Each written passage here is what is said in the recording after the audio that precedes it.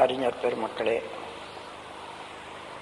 இறைநிலை அறிந்து அறநிலை பின்பற்றி வாழக்கூடிய ஆன்மீக அன்பர்களே, உங்கள் அனைவருக்கும் எனது நன்றியும் வாழ்த்துக்களும். இப்பொழுது பெண்ணின் பெருமை என்ற ஒரு தலைப்பில் நாம் சிந்தனை செய்ய இருக்கிறோம். பெண்ணின் பெருமை உணராதவர்கள் இல்லை, நினைந்து செயல்படாதவர்கள் தான் அதிகம். வேற ஒன்றும் தெரியாதல்ல. பெண்களை விட்டு எந்த ஆண்மகனும் தனித்து இயங்கவே இல்லை. ஒரு உண்மையை உணர்ந்து கொண்டா, உலகத்தில் சனத்தொகையில் பாதி பேர் பெண்கள், பாதி பெண்கள் பாதி ஆண்கள்னு வச்சுங்க. அந்த பாதி ஆண்கள் பெண்களால் பெற்றெடுக்கப்பட்டவர்கள் தான். அப்போ எப்படி பிரித்து பேசுவது, பெண்கள் வேறு ஆண்கள் வேறு என்று? ஒவ்வொரு ஆணும் ஒவ்வொரு பெண்ணும் பெண் வயிற்றில் உருவாகி உருவான நாள் முதல் கொண்டு பிறக்கிற வரைக்கும் அவர்களுடைய உடல்ல உள்ள இரத்தத்தையே சாப்பாடாக எடுத்துக்கொண்டு வளர்ந்து அதன் பிறகுதான் பிறக்கிறோம். பிறந்த பிறகும் பெண்களுடைய இரத்தம்தான் பாலாக மாறி அந்த பாலை குடிச்சு எல்லாரும் வளர்றோம். இறைநிலையானது எத்தகைய ஆற்றலை பெண்ணினத்துக்கு அளித்திருக்கிறது என்று பாருங்கள். இந்த பிரபஞ்சத்தையே உருவாக்கக்கூடிய எல்லா பொருளும் எல்லா இயக்கமும் இறைநிலையில இருந்துதான் வருகிறது. ஆனா உயிர்களை தோற்றுவிக்கக்கூடிய பராமரிக்கக்கூடிய ஒரு பொறுப்பை பெண்ணினத்தாண்ட ஒப்பிச்சுட்டு இருக்கிறார் அந்த அதே இறைநிலையானது. அப்போ எந்த அளவுல பெண்களுக்கு மதிப்பு கொடுக்க வேண்டும், மதிப்பு கொடுத்து வாழ வேண்டும்னு பாருங்க. இன்னைக்கு உலகம் முழுவதும் தனி மனிதனிட சரி, குடும்பங்களில் சரி, ஊர்ல உலகத்துல எல்லா இடங்கள்லையும் சரி, பிணக்குகள், போர், பகை எல்லாம் இருக்க காண்கிறோம். இது ஏன்? எல்லாரும் ஒரே முறையில இறைநிலையால உருவாக்கப்பட்டவங்க வாழ்ந்து வர்றோம். அப்படி இருந்து ஏன் என்றால், இறைநிலையில ஒரு தவிர்க்க முடியாத, எளிதில் புரிஞ்சிக்க முடியாத ஒரு ஆற்றல், நீதி இருக்கிறது. அந்த நீதி தான் செயல் விளைவு நீதி. எந்த செயல் செய்தாலும் அதுக்கு உரிய விளைவு காலத்தால கிட்டிவிடும். நாம் எந்த விதையை பூமியில போட்டாலும் அந்த விதை எந்த தாய் மரத்துல செடியிலிருந்து வந்துதோ அதே செடியை போல, அதே மரத்தை போல வளர்ந்து உருவாகி அதே போல காய்கறிகளை கொடுக்கறது பார்க்கிறோம். அதே போல நாம் எந்த செயல் செய்தாலும் அந்த செயலுக்கு தக்க விளைவை தவறாத காலத்தால் அளிக்கக்கூடிய ஒரு ஆற்றல், ஒரு நீதி உணர்வு இறைநிலையில தொக்கி நிற்கிறது. அந்த அடிப்படையில் நாம் பார்த்தோம்னா, உலகம் முழுவதும் பல துன்பங்கள் அடையத்துக்கு காரணம் கூட நாம் கண்டுபிடிக்கலாம். நமது ஜனத்தொகையில பாதியாக இருந்து கொண்டு அந்த பாதிக்கு மேலாக உள்ளவர்களையும் பெற்று வளர்த்து வாழ வைத்துக் கொண்டிருக்கக்கூடிய பெண்ணினத்துக்கு ஆணினம் இதுவரையில உலகம் தோன்றி சிந்தனை ஆற்றல் மிகுந்து இன்று வரையில என்ன மதிப்பு கொடுத்திருக்கிறது, எந்த வகையில அவர்களை நன்றி உணர்வோடு பாராட்டி வருகிறது என்பதை பார்ப்போம். எல்லாருக்கும் தெரியும், ஆதி காலத்துல குறிஞ்சி நிலத்துல வாழ்ந்திருந்த போது மக்கள், அதாவது மலைகள்ல வாழ்ந்திருந்த போது அவர்களுக்கு பெண்களுக்கு உணவு தேடுற வேலையை கொடுக்கல. ஏன்னா அன்னைக்கு இருந்த உணவெல்லாம் விலங்கினத்தை கொன்று அதனுடைய உடலையே உணவாக கொள்ளக்கூடியதுதான் குறிஞ்சி நிலத்தில் ஆரம்ப காலத்தில் இருந்தது. அதனால வேட்டையாடி விலங்கினத்தை கொன்று அதை எடுக்க வேண்டிய வேலை வேண்டாம், பெண்ணுக்கு வேண்டாம், நானே அதை செய்யறேன்னுட்டு எடுத்துக்கொண்டான். பெண்களை பாதுகாக்கிறதுக்காக வீட்டோட வச்சிருந்தாங்க. இந்த ஒரு அன்பும் கருணையும் உள்ள ஒரு நிகழ்ச்சி பிறகு குறிஞ்சி, முல்லை, மருதம், நெய்தல் என்ற எல்லா நிலங்களுக்கும் காலத்தால பல கோடி ஆண்டுகளாக வந்த போதும் மனித இனம் அது தொடர்ந்து அந்த பாதுகாப்பு உணர்வு வந்துகிட்டே இருக்குது. ஆனா நாளுக்கு நாள் வர வர வர வர இந்த பாதுகாப்பு உணர்வோடு அடக்கி ஆளக்கூடிய ஒரு மனப்பான்மை மனிதனுக்கு வந்துவிட்டது. பாதுகாப்புல என்னன்னா பெண்களுக்கு உணவு உற்பத்தி செய்யற வேலை அல்லது பொருள் சம்பாதிக்கக்கூடிய வேலையை கொடுக்கல பாருங்க.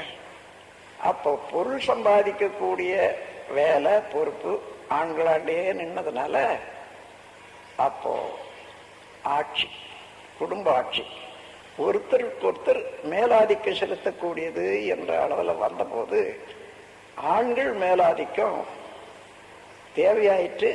அது பழக்கமாகவும் வந்துவிட்டு அந்த ஆண்கள் மேலாதிக்கம் பொருளை கொண்டு வந்த ஒரு ஆதிக்கம் அது மேஸ்குலன் அரகன்ஸ் ஆங்கிலத்தில் சொல்லுவாங்க. ஆணாதிக்கம், அதாவது ஒரு வரமுறையற்ற திணிப்பு நிலை, அடக்குமுறை, இப்படியே வந்துவிட்டது. இன்றைக்கு நாம் பார்க்கிறோம் எந்தெந்த இடத்துல பெண்கள் தானே பணம் சம்பாதிக்க முடியாதோ, பொருள் உற்பத்தி செய்ய தெரியாதோ, அங்கெல்லாம் அதிகமான அடக்குமுறை அதிகமா இருக்கு. மற்ற இடத்துல கூட சரி, அவர்களுடைய வாழ்க்கை பூராவும் கவனிச்சு பார்த்தா பெண்கள் இல்லாத ஆண்கள் இல்லை. அதே போல ஆண்கள் வாழவும் முடியாது ஒழுங்காக அமைதியாக. இந்த ஒரு உண்மையான போக்க மனித இனத்துல ஆண்கள் எல்லாம் மறந்துட்டாங்க.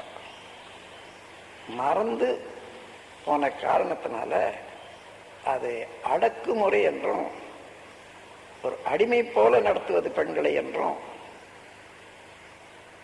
பாதுகாப்புக்கு அவசியம் என்ற உணர்வை அது இன்னும் மேலும் மேலும் மேலும் அது அடக்குமுறையை அதிகரிச்சு விட்டது. இப்ப இந்த நிலையில, இன்றைய நிலையில நாம் என்ன கண்டுபிடிச்சோம்? அந்த காலத்துல விலங்கினத்தை வேட்டையாடுறதுக்கு பெண்களுடைய உடல் வலுவு சரியா இருக்காது என்றது இருந்தால் அதை ஒப்புக்கொள்ளலாம். இந்த காலத்துல இருக்கக்கூடிய தொழில்கள், சம்பாத்தியம், மற்ற வேலைகள் எல்லாம் பெண்களால முடியாத காரியம் என்ன? சமமான ஒரு அறிவும் உடல் பலமும் கூட பெண்களுக்கு இருப்பதை பார்க்கிறோம். இன்னும் இராணுவம், பாதுகாப்பு முறைகள் எல்லாம் பெண்கள் தலைமையேற்று நடத்துவதை, சிறப்பாக நடத்துவதை பார்க்கிறோம். இந்த நிலையில கூட ஒவ்வொரு குடும்பத்திலையும் நம்ம பார்த்தோம்னா பெண்களை ஒரு இரண்டாவது பிரஜையாக, ஒரு அடிமையாக நடத்துவது தான் இயல்பாக இருக்கிறது. இதுல ஒரு நாட்டில் பிறந்து இன்னொரு நாட்டில் போற போது பாஸ்போர்ட் எடுத்துக்கிட்டு போகணும்னு வாங்க, அந்த குடியுரிமை. அதே போல எல்லா பெண்களுமே பொதுவாக பிறக்கிறது ஒரு ஊர் அல்லது ஒரு வீடு, தன்னுடைய உழைப்பை பயனை தருவது என்பது இன்னொரு வீடு. இந்த இரட்டை குடியுரிமை உடையவர்கள் தான் பெண்கள். அதனால அங்கே ஒரு புறம் எல்லா செலவும் பண்ணி வளர்க்குறாங்க, அன்பை காட்டி வளர்த்து வந்தாங்க. அதே அன்பை காட்ட முடிகிறதா? மாமியார் வீட்டுக்கு போனா, கணவன் வீட்டுக்கு போனா இல்லை. எவ்வளவு அவமதிப்பு என்று பார்ப்போம். இந்த அவமதிப்பும் நன்றி கெட்ட தன்மையும் நல்ல அறிவுடைய பெண்கள், சிந்தனையாற்றல் உடைய பெண்கள் மனம் ஏற்றுக்கொள்ள முடியறதில்லை. குமர் எங்க போவாங்க? ஏதோ ஒரு தனி இடத்துல ஒருத்தனை மடக்கி அடிச்சு ஒருத்தன் பொருளை பிடிக்கிறான்னு சொன்னா அவனால ஒன்றும் செய்ய முடியாத இருக்கலாம் பாருங்க. அதே போல பெண்ணினா ஒவ்வொரு குடும்பத்திலையும் வருந்தி கொண்டு இருக்கின்றது. சில இடங்கள்ல உயர்ந்த முறையில நடத்தி கொண்டிருக்கிறாங்க என்பதையும் தெரியுது.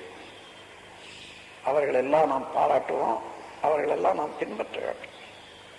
ஆனாலும் பொதுவாக இன்றைக்கு ஆண்கள் எல்லாம் பெண்களை நன்றியோடு மதித்து செயல்பட வேண்டியது காலம் வந்தாச்சு. அப்படி செயல்பட்டால் அவருடைய மனம் குமுறிக்கொண்டிருக்கிற நிலை மாறி உள்ளம் பூரித்து இப்பொழுது செய்யக்கூடிய தொண்டை இன்னும் மகிழ்ச்சியோடு செய்யக்கூடிய காலம் வந்துட்டுதுன்னா, இந்த உலகத்தில் செயல் விளைவு தத்துவத்துக்கு ஏற்றவாறு எல்லா மக்களும், எல்லா குடும்பங்களும், இன்னும் உலகமும் ரொம்ப அமைதியாக வாழ முடியும். ஒவ்வொருவரும் குடும்பத்தில் ஒரு பெண்ணை அவமதிப்பாக, ஒரு வேலைக்காரியாக, வாழ்க்கை சுதந்திரத்தை பறிக்கக்கூடிய முறையில் வச்சிருக்காங்கன்னு சொன்னால் இதை மாற்ற வேண்டும். ஒரு உதாரணத்தை சொல்றேன்.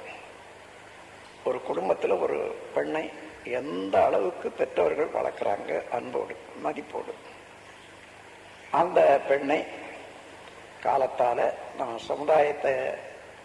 சமுதாயத்தினுடைய நீதியை பொறுத்தும் இறை நீதியை பொறுத்தும் இன்னொரு குடும்பத்தில் தான் வாழக்கூடியவர்கள் என்றதை ஒப்புக்கொள்ளும். அதற்காக திருமணம் ஏற்படும். திருமணத்தில் என்ன செய்யறாங்கன்னு பாருங்க. ஒரு பையனுக்கு அந்த பெண்ணை கொடுத்து தத்தம் பண்றாங்க. தத்தம் பண்றதுன்னு சொன்னா ஒரேடியா இந்தா நீ எடுத்துட்டு தொலை, இந்த பொருளை பற்றி எனக்கு எந்த விதமான உரிமையும் கிடையாது, உனக்கே எல்லா உரிமையும் கொடுத்துட்டேன், நான் திருப்பி வாங்கவும் முடியாது என்ற அளவில் உள்ளத்தான் தத்தம்.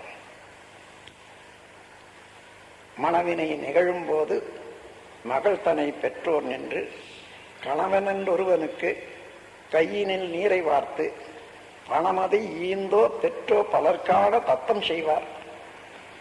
குணமெனும் நிலை கண்டோரும் இது கொடுமை என்று எண்ணவில்லை. இதை நான் அதிகமாக எக்ஸாகரேஷன் சொல்லுவாங்களே, அந்த மாதிரி அதிகமாக தூற்றி சொல்லவில்லை, உண்மையை உணர்ந்துதான் சொல்றேன்.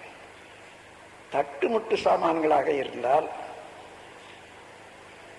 அதாவது அறிவு இல்லாத உயிர் இல்லாத ஒரு பொருளாக இருந்தால் இன்னொருத்தருக்கு கொடுத்து கொள்ளலாம், தத்தம் பண்ணலாம். வினைப்பதிவோடு உலகத்தில் வாழ வந்தவர்கள் தன்னுடைய ஆன்மாவை இறைவனோடு இணைத்துக் கொள்ளக்கூடிய அளவுக்கு பொறுப்புடையவர்கள் ஒவ்வொருவரும். அதில் பெண்கள் தனியாக பிரிக்க முடியாது. அத்தகையவர்கள் திருமணத்தின் போது பெற்றவர்களாக ஒரு பையனிடத்துல ஒரு ஆளினிடத்துல தத்தம் பண்ணி கொடுத்துட்றாங்கன்னா எவ்வளவு கொடுமையான நிகழ்ச்சி பாருங்க. குணமெனும் நிலை கண்டோரும் இது கொடுமை என்று எண்ணவில்லை. இதுவரையில இது பெரிய கொடுமையான நிகழ்ச்சி என்று யாருமே எண்ணவில்லை. இல்ல சிந்தனை ஆற்றல் இல்லையா, அறிவு இல்லையா, அறிவில்லாத காலத்துல வளருமா, எதுக்காக இந்த கொடுமை செய்யணும்? கவனிச்சு பாருங்க. முடிந்தா இனிமே உங்க குடும்பத்துல நடக்க போற நிகழ்ச்சிகள்ல உங்க குழந்தைகளை தத்தம் பண்றது முடியாது, நான் அப்படி செய்ய மாட்டேன், நீ கூட்டிக் கொண்டு போ, நல்ல மாதிரியே வாழுங்க என்று வாழ்த்தி அனுப்புங்க. அதுபோல பல நிகழ்ச்சிகள் பெண்கள் செய்யக்கூடாது என்று உடலினுடைய தன்மையை பொறுத்து சில காரியங்களுக்கு நாம் அவர்களை விலக்கி வைக்கலாம், அவங்க சௌகரியத்துக்காக வேண்டி. ஆனால் பெண்ணினம் என்பதற்காக அலட்சியப்படுத்தி விலக்கி வைக்கிற சமுதாயம் இனிமே நமக்கு மாறித்தான் ஆக வேண்டும். இன்னும் பெண்ணின் பெருமையை பற்றி சொல்லணும்னு சொன்னா, இறையாற்றலானது இந்த பிரபஞ்சத்தையே உற்பத்தி செய்து எல்லாவற்றையும் ஒழுங்காக நடத்தி வைக்கக்கூடிய ஆற்றல் இருந்த போதிலும் கூட உயிர்களை தோற்றுவிக்கக்கூடிய ஒரு பெருமையும் வல்லமையும்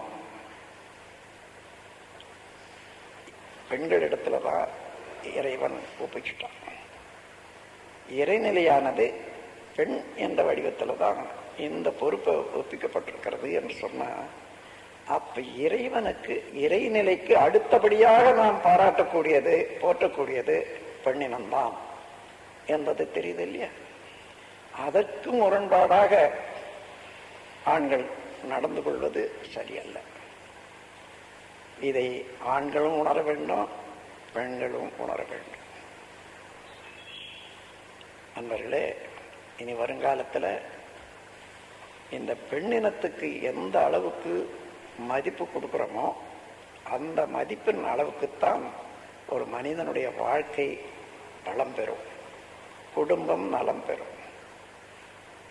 உதாரணமாக ஒரு பெண் கர்ப்பமாக இருக்கிறாங்கன்னு வச்சுக்கோங்க. அந்த கர்ப்ப காலத்துல அவர் மனநிலை எப்படி எப்படி இருக்கிறதோ, எந்தெந்த செயல்கள்ல எந்தெந்த பொறுப்புணர்ச்சியில அவர்கள் பாராட்டப்படுகிறார்களோ அல்லது நிந்திக்கப்படுகிறார்களோ அவையெல்லாம் அந்த கருவிலேயும் பதியும். அந்த பெண்ணுக்கு ஏற்படக்கூடிய எண்ணங்கள் எல்லாம், வருத்தம் எல்லாம், மகிழ்ச்சி எல்லாம் அந்த கருவிலையும் பதியும். ஏன்னா ஒரு பெண் என்றால் கருமையத்துடைய பெண். கருமையம் என்பது எத்தனையோ காலமாக மரபு வழியே வந்த எல்லா செயல்களையும் சுருக்கி இருப்பாக வைத்திருக்கக்கூடிய கருமையம். அதே கருமையத்தில் இருந்து இன்னொரு கருமையம் உண்டாய் போச்சு. அந்த கருமையம் அவ்வளவும் வாங்கி கொண்டே இருக்கிறது. இருப்பதையும் டிரான்ஸ்பர் பண்ணிக்குது, எடுத்து காப்பி பண்ணிக்குது. அதோட நடக்கிறதெல்லாம் அங்கே காப்பி ஆகும். இதை சோதனை போடுறதுக்காக சில குழந்தைகளை, அதாவது பெண்மணிகள் 7 மாதம் கர்ப்பத்துக்கு பின்னால டேப் போட்டு 1 மணி நேரம் பாட வச்சு அவர்களை கேட்டுக்கிட்டே இருக்க சொல்றது. சில சமயம் கேட்டுட்டு இருப்பாங்க, சில சமயம் தூங்கிடுவாங்க. குழந்தை பிறந்த பிறகு அந்த டேப் எடுத்து போட்டோம்னா எவ்வளவு அழையா இருந்தாலும் சரி உடனே நின்றுடும். அந்த குழந்தை அந்த டேப்ல வரக்கூடிய சத்தத்தையே பார்த்துக்கிட்டு அப்படியே இருக்கும். இதை சென்னையிலையும் நாம் அதை டெஸ்ட் பண்ணி பார்த்துருக்கோம். விஜயவாடாவிலையும் ஒரு ஆராய்ச்சி மன்றத்தில் இதை நடத்தி பார்த்துருக்கோம். பல குழந்தைகள் அதே போல தயார் பண்ணாங்க. அந்த குழந்தைகள் எல்லாம் தெளிவாக இருக்காங்க, நல்லா இருக்காங்க. திருவாளர் ராஜு அவர்கள் அந்த ஆராய்ச்சியை, நான் அதை வெளிப்படுத்தல இருந்து அதை ஆராய்ச்சியாகவே நடத்தி அவர் பார்த்தார். நண்பர்களே, அப்போ நாம் நல்ல குழந்தை வேணும்னு நினைக்கிறோம். நல்ல குழந்தை எப்படி உண்டாகும்? ஆண் பெண் 2 பேருடைய தொடராகத்தானே வருகிறது குழந்தை. இந்த 2 பேருடைய உடல் உள்ளம், நேர்மை, வளம், இதை பொறுத்துத்தானே இருக்கும் குழந்தை. நான் வேற மாதிரியாக இருந்து குழந்தை வேற மாதிரியா இருக்கணும்னு சொன்னா விதைய ஒன்று போட்டுட்டு இன்னும் காய் வேறு மாதிரியாக வரணும்னு நினைக்கிற மாதிரி தான் இருக்கும். அதனால் நமக்கு எந்த மாதிரியான குழந்தை வேணுமோ அதுபோல ஆம்பளையும் பெண்களையும் அது ஒழுங்காக நடந்து கொண்டு ஒருவரை ஒருவர் ஆமோதித்து உணர்ந்து வாழ வேண்டியது அவசியம். அதுலேயும் அந்த கருவுற்ற காலத்தில் பெண்மணிகளுக்கு மிகவும் மகிழ்ச்சியான ஒரு சந்தர்ப்பமோ சம்பவங்களுமே நிகழக்கூடிய அளவில் அது ஒரு விழா காலம் போலேயே வச்சு பாதுகாக்க வேண்டியது உலக நன்மைக்காக, குடும்ப நன்மைக்காக, அந்த குழந்தையினுடைய வளத்துக்காக. அப்படி செய்து பாருங்க. ஒரு 10 குடும்பத்தில் அந்த குழந்தைகளுடைய ஏற்றமும் அந்த குழந்தைகளுடைய மலர்ச்சியில் விளையக்கூடிய விளைவுகளும் எல்லாருக்கும் சொந்தமாக இருக்கும், உலகத்துக்கே சொந்தமாக இருக்கும். அன்பர்களே, இத்தகைய முறையில் பெண்ணினத்தை இதுவரையில் நாம் மதிப்பு கொடுக்காத இருந்தால் பழக்கத்தின் வழியே வாழக்கூடிய ஒரு நிலையில் வந்ததுதான் என்று தெரிந்து கொண்டு இனிமேல் விளக்கத்தின் வழியே வாழ்வோம், பெண்களுக்கு உரிய மதிப்பை அளிப்போம் என்ற ஒரு உறுதிப்பாடு எடுத்துக்கொண்டு நம்முடைய மாற்றம் வாழ்க்கையில் மாற்றம் வேண்டும். நான் எனது குடும்பத்திலே பார்த்துருக்கேன். ஒரு சமயம் நல்ல உணவு சமைப்பாங்க, அற்புதமாக இருக்கும், நல்லா சாப்பிட்டு எழுந்துருக்கும். அப்புறம் கொஞ்சம் நேரம் பொறுத்து யோசனை பண்ணுவேன், இவ்வளோ நல்ல மாதிரி செய்தாங்களே, பாராட்டி ஒரு வார்த்தை கூட நான் சொல்லலையே என்ன நினைப்பேன். அது ஏதோ அப்படி சொல்றது வெக்கமாக செய்யக்கூடாத செயலை செய்கிற மாதிரியாக இருந்தது. அதன் பிறகு துணிந்து ஒவ்வொரு நாளும் நல்ல உணவு சரியாக இருக்குமே ஆனால் அதை பாராட்டாத எழுந்துக்கிறது இல்லை. அது மாத்திரம் இல்லை, சாதாரண உணவில் கூட இந்த அளவு அவர்கள் செய்ததுக்கு தினந்தோறும் அவர்களை நன்றி உணர்வோடு பாராட்டி எழுந்திருக்கிறது என்பது வந்தது. அதன் பிறகு அவருடைய செயல்லையே, அவருடைய அன்பு கருணைவைகள்லேயே ஒரு பெரிய மாற்றத்தை நான் கண்டு கொண்டேன். நீங்களும் காணலாம், உலகமே காணலாம். அவ்வளவு நல்ல முறையில் செய்து கொடுக்கக்கூடிய ஒரு உணவை உண்டு கழிக்கக்கூடிய உள்ளம், ஏன் இது நல்லா இருக்குது, இவ்வளோ அருமையாக செய்திருக்கீங்க, உங்களுக்கு என்னுடைய பாராட்டுகள். இந்த நாக்கு துணிந்து முதல்ல சொல்ல பழகிக்கணும். நேரடியாக சொல்ல முடியலன்னா ஒரு கண்ணாடி அதில் நின்றுக்கிட்டு சொல்லி சொல்லி பழகிக்கணும். அதன் பிறகு தாராளமாக வரும், சொல்லி பழகிட்ட பிறகு. அந்த முறையில் தான் ஒவ்வொரு குடும்பத்திலையும் திருந்தணும். பெண்களுடைய பெருமை உலகம் உணரும் காலத்தில் சமாதானம், சம ஆசனம் என்றது தான் சமாதானம்.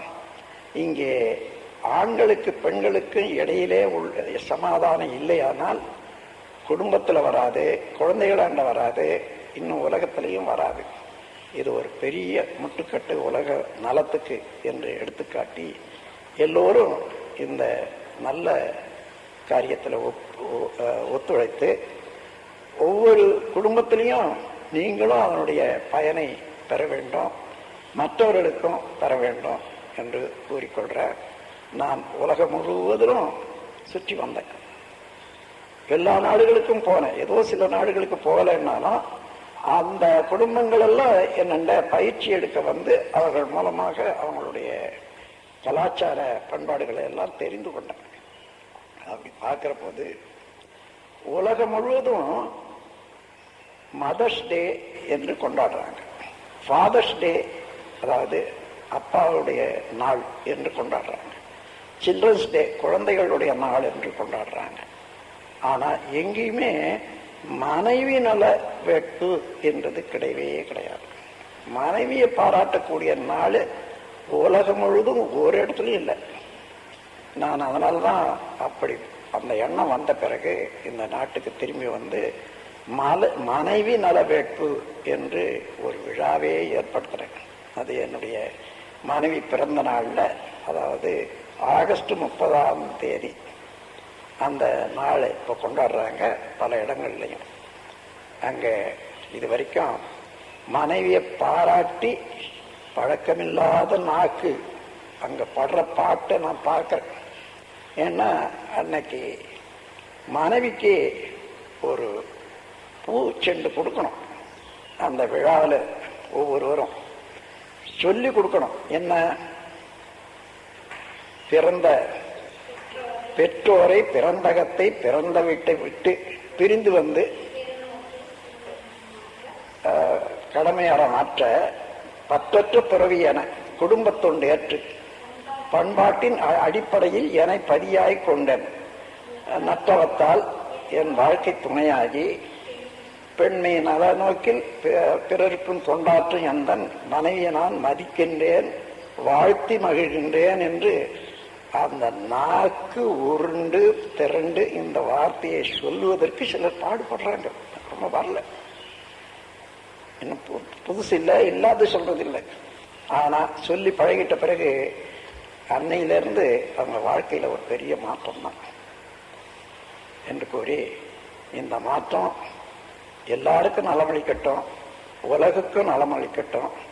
நம்மை பெற்றெடுத்த தாய்களாக, குடும்பத்துக்கு உதவி செய்யக்கூடிய பெண்மணிகளாக இருக்கக்கூடிய பெண்ணினம் அவர்கள் மகிழ்ச்சி அடையட்டும் என்று கூறி உங்கள் அனைவரையும் இதே நேரத்தில் வாழ்த்தி என்னுடைய உரையை நிறைவு செய்கிற.